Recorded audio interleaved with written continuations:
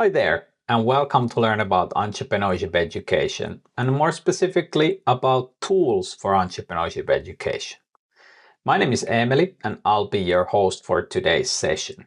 I have worked with the topic for 10 plus years, from the classroom to material development to strategical level planning.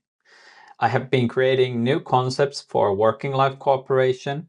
I've been running the JA company program, and I have also created both entrepreneurship courses and also some other shorter projects. I have also been writing national and international projects around this topic, and I was part of the project group which updated the local strategy for entrepreneurship education here in my region. So I look entrepreneurship education from different perspectives at the same time. And I think I can identify some of the struggles and the highlights that educators usually have with this topic. Personally, I'm not a product of entrepreneurship education since I managed to skip all these kind of activities until university level. And then I joined an entrepreneurship society. Nowadays, I work in developing education in upper secondary school level, and as a side project, I'm creating a business around children's stories.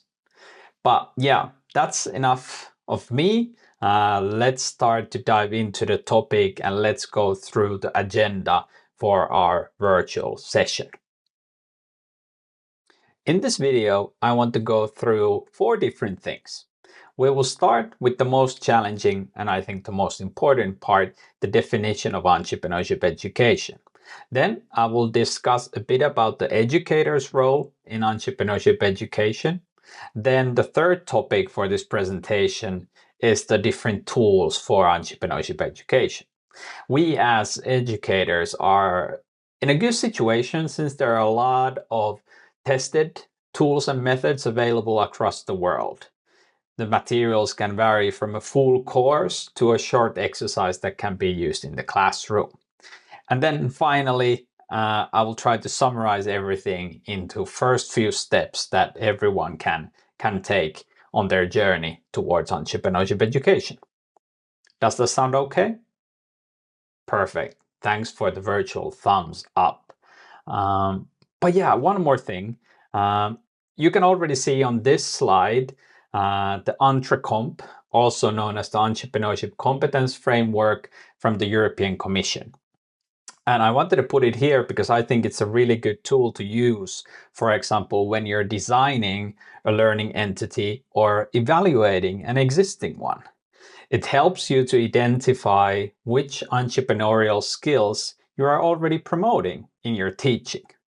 So that's something that is good to keep in mind, look it up, and we will see the picture also a few other times during the presentation.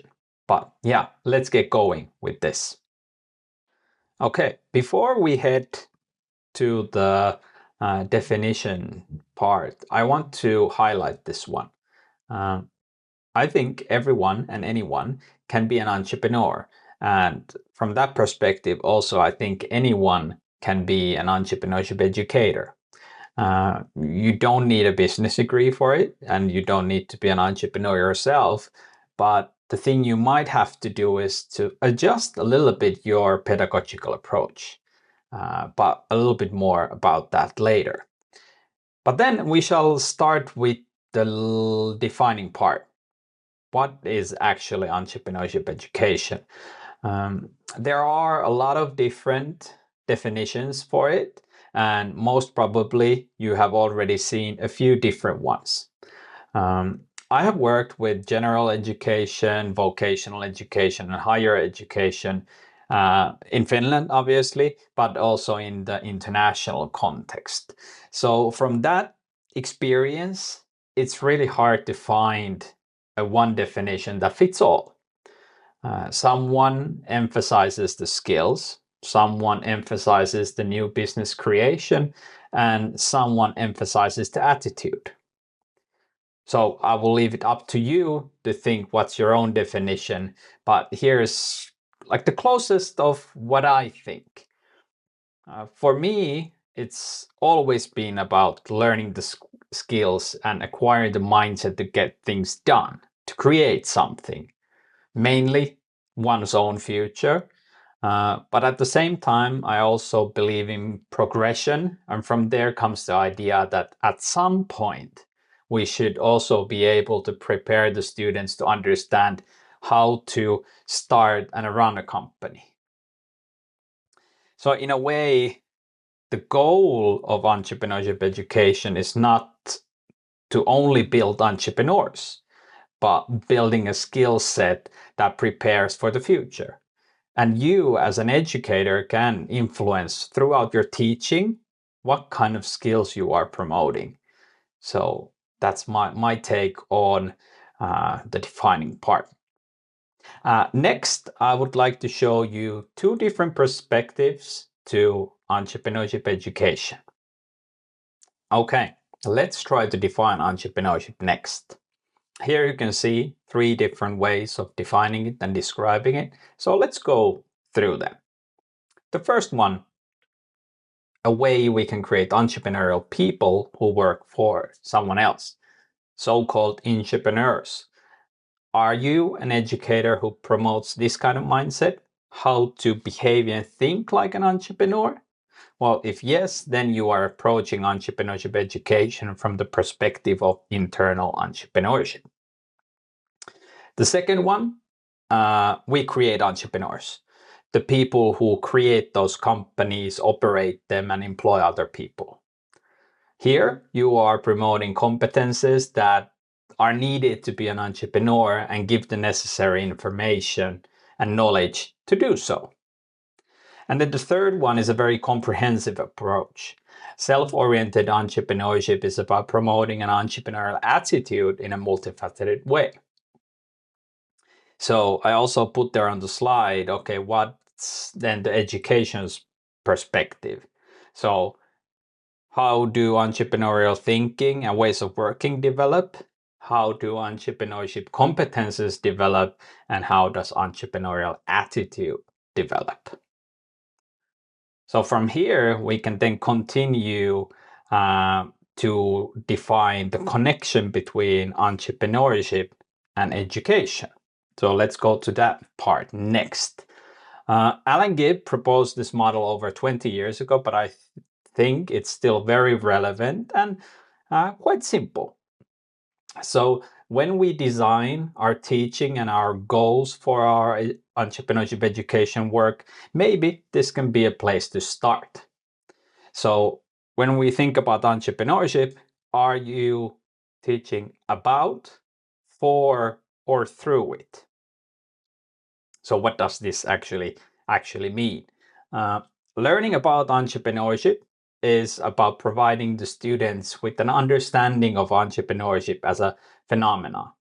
The content can be, for example, the theory of entrepreneurship, the history, the different forms, or the significance of it for the society. So examples could be like an entrepreneurship course, or you're doing a reading exercise, or you're writing an essay about it. The second one is learning for entrepreneurship, which is then about preparing students to become entrepreneurs. So the content can be, for example, teaching very practical entrepreneurial skills and knowledge, like how to create a business plan, how to do marketing, how to do financial management, or organize funding for your company. So from there, the examples are also very practical. How to do a business plan, how to do a business model canvas, or how to do social media marketing. So that's learning for entrepreneurship. And then the third one, learning through entrepreneurship, is about providing very practical experience in entrepreneurship. So the content could be learning through an entrepreneurship project or an exercise. You could do student companies with the students. You could do an internship at the local company. You could do a collaboration project with the local company, or do different kinds of simulation games, or even role playing. So from here, in this model, you really learn by doing and seeing it in real life. So then as an educator, you have to think which one of these approaches would work for you, if any. And if you approach it from your own subject's point of view, which approach would be the most beneficial? I would like to also propose to you two more questions to think about before we move forward. Okay, so the first question: how do you approach entrepreneurship in your teaching? Is entrepreneurship the content? Is it the method? Or is it the values? I think this has a direct connection to, for example, the tools that you should be using so that it promotes the ideology that you're having. So that's one thing to think about. Uh, if you think that, okay, oh well, entrepreneurship is not really a big topic in my field or in my subject, then maybe the approach you could take is that, okay, what kind of skills and competences I want to promote in my teaching? What are the skills that you want your students to have in the future? And do you already promote them in your teaching? If yes, that's great. If not, how could you include them? And here again, we come back to the EntreComp. Maybe that's a framework that you could start with. Just have a look at it. Okay, this and this skill competence we already promote when I'm teaching. And okay, maybe this one would be something that I would like to add at next time. So with these questions in mind, then we can move to the next part, the educator's role. And we already started to discuss it a bit, but let's go a little bit deeper, a little bit further. I want to start with some encouragement. You already do entrepreneurship education. It might have been a method, some content, or the general way you have designed your lesson or your course. Throughout my career, I've had several discussions with educators who first say that, yeah, I have never done anything with this topic. And 5 minutes later, the list is actually quite extensive, what kind of things they have done within this topic. So I really encourage you to start by identifying what you already do. And you can do, for example, a self-evaluation or some kind of reflection exercise to identify what kind of things you already do with this topic. Then the second point is that, like I said in the beginning, you don't need a business degree for it. You are an expert in learning, and there is a lot of information available around this topic. So basically, your job is to facilitate, encourage, and challenge the students. And in the beginning, it might feel a little bit uncomfortable to be outside of your comfort zone, outside of the center stage, but trust me, it's worth it. Because sometimes the most effective entrepreneurship education tool is just the 5 whys question. Ask them 5 times why and let them learn while they explain why they're doing something the way they're doing. So I would like to think that we are the enablers. We help the students to see the value and meaningfulness of entrepreneurship. So if we can transfer the ownership of learning and encourage students to take it, then I think we have succeeded. We just need to acknowledge that we cannot always know everything. And that's totally okay. So maybe to summarize this slide into a few keywords: guide, coach, encourage, trust, provide, and learn together. I think that's the key of the educator's role in entrepreneurship education. Okay, now we have defined that, okay, this could be the role. What am I doing? Am I doing something right? So one simple way to start is to evaluate your approach from an entrepreneurial perspective. And I have set here 4 simple questions to start with. The more yes answers you have, the more entrepreneurial your approach to teaching is already. And the more no's you have, then maybe you can think, is there something you could do? Something small that you could test? I'm not saying that you should flip your whole pedagogical approach for this, but test something. Be like entrepreneurs. Build something, test it, measure it, and learn from there. I think that's a good place to start. And from here, now we have set our minds right, then we can continue to the actual entrepreneurship education tools. Okay, great. Now we get to talk about the tools. If you have worked with entrepreneurship education for a long time, most probably you have seen, used, or heard about these. So in that case, the question for you is that, okay, how could you make them better and more impactful? But if you haven't, then hopefully I will provide you with some insight. But let's go briefly through these. I also have a couple of more concrete examples coming up still.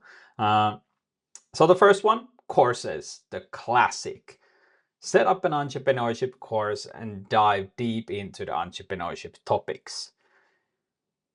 This is a good way to learn about entrepreneurship and maybe for entrepreneurship.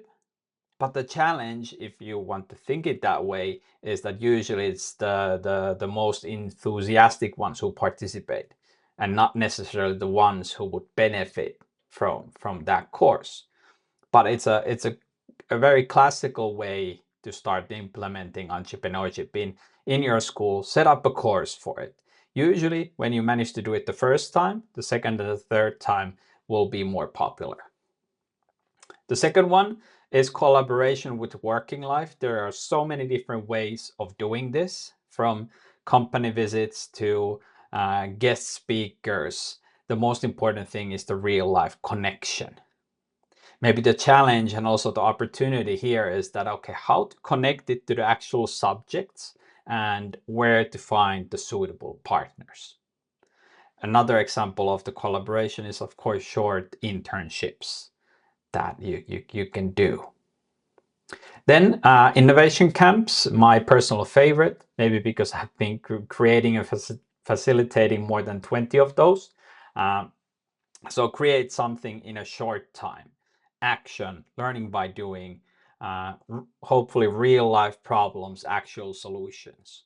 The theme for an innovation camp can come from a local company. It can be about creating a new business, or it can even be something where you take the topic from the school itself.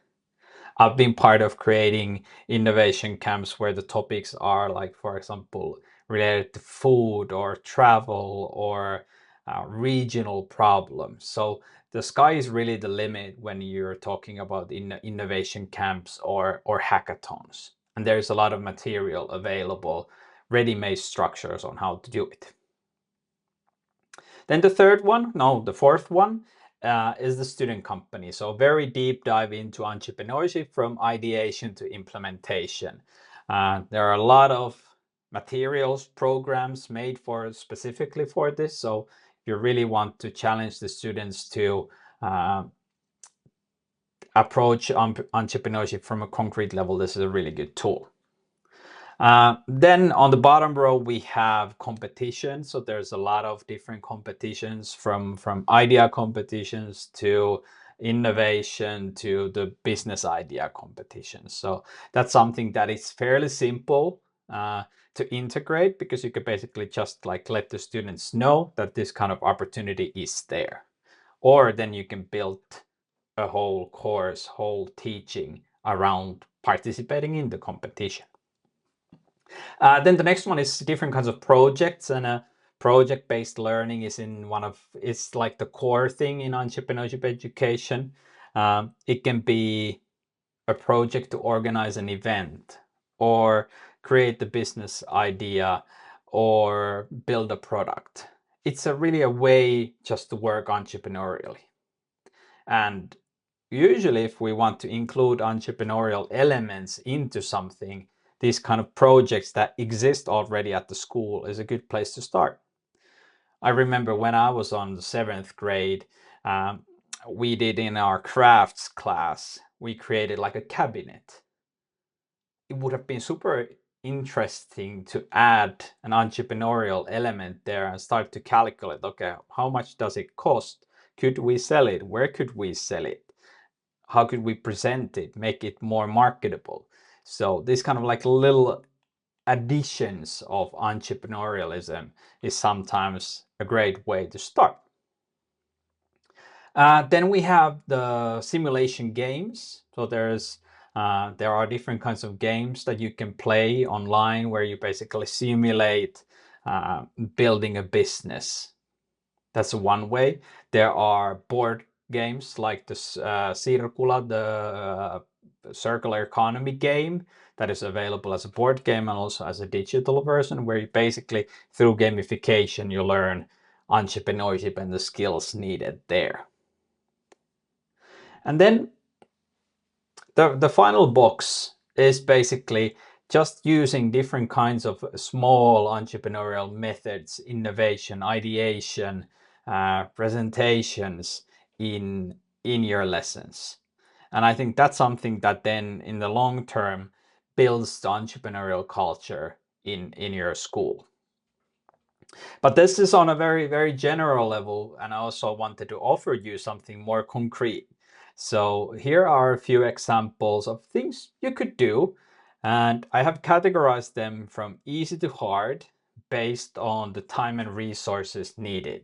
But this, of course, might be a matter of taste. Uh, from the easy category, I'd like to highlight, for example, the 30 circles exercise, which is a great activity for creativity and warm up. So the idea is very simple. Students draw 30 circles and then they have a few minutes time to create as many unique drawings or products or ideas to each circle. And then we will have a look at them together.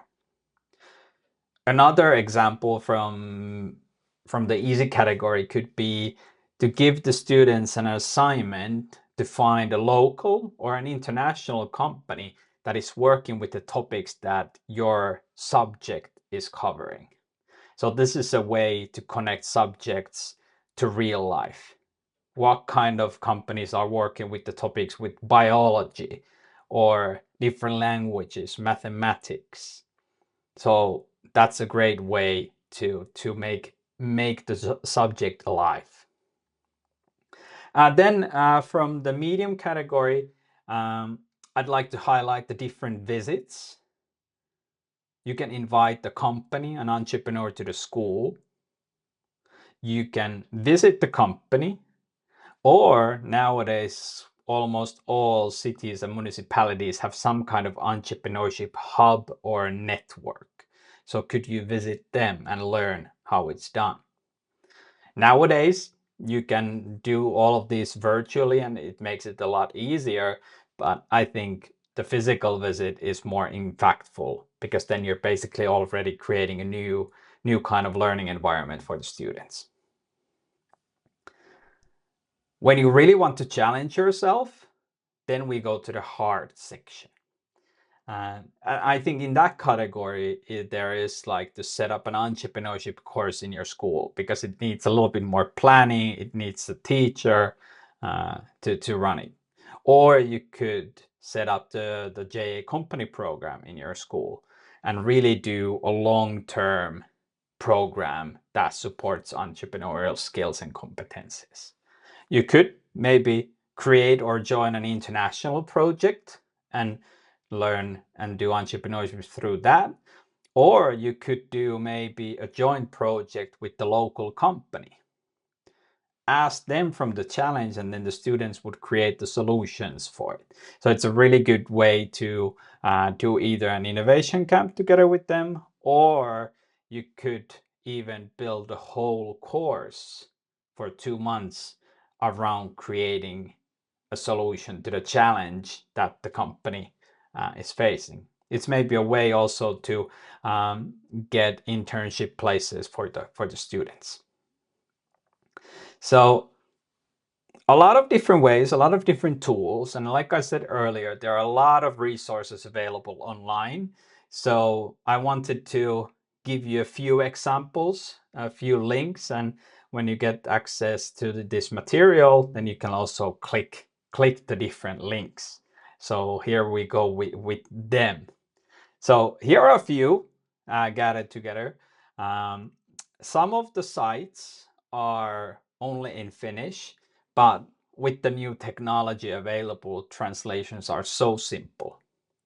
Just like the subtitles on this video, few clicks and you have access to the material in your own language or totally different language. And I think this is also something that, especially when we talk about language learning and entrepreneurship, you could maybe take advantage of. So behind these different links, there are different teaching materials. There are some evaluation tools for both teachers and schools. And there are also ready-made programs that local and international NGOs run. Most of you most probably are familiar with the junior achievement programs, Företagsamhet, or Nuorten Yrittäjyyden Talous here, or the Yes Network that helps teachers especially. So I think it's really easy to start. And as the final two boxes, I put colleagues and AI. And I think that's something that you shouldn't forget. Always ask first a colleague, okay, have you done something? And after the 5-minute discussion, most probably already have a model, a way of starting to do entrepreneurship education in your own school. So check the links and test out some of the materials. I think they will be good. There are something for basically everybody. So I'm running out of time. So to wrap up this video, here are my 4 tips to start your work with entrepreneurship education. And if you're already a seasoned expert, maybe develop your work based on these, or encourage a new colleague to join the work we do together. So the 4 ones. First one is dream big, start small, and start from your own subject. It can be first a 5-minute ideation exercise that promotes a set of entrepreneurial skills. Maybe you can do the 30 circles exercise or the half-baked ideation exercise. Or it can be a research exercise for the students to find a company working in an industry that is connected to your subject. So it can be something very, very small. And the more you do, then the easier it becomes. Then number 2, don't overdo it. Don't overthink it. When you start, use existing materials to test and develop. Think like an entrepreneur. You build something, you measure it, and then you learn from it. And don't stop the development process at any point. If you think that this material is good, but actually I would like to twist it a little bit, do that and then share it with your colleagues. Third thing, define what entrepreneurship is for you in terms of education and teaching. How do you want to tackle the topic in your teaching? Is it the content? Is it the methods? Or is it the values and the skill set that you are providing? And finally, don't do it alone. Use the networks inside and outside of the school. Combine different themes, subjects, and topics together with your colleagues and with the people outside the school, because I think that's the way you get most out of it. And that's also the way I think the students will get most out of it, when they get to connect the dots and use the different skills to make the world a better place and build their own future. So in the end, to wrap up the whole video, I think entrepreneurship education, like education in general, is about building the future and lighting a fire inside the students. So with the right tools and the right mindset, You, as an educator, can create an entrepreneurial environment where the students thrive and you can also get inspired every single day.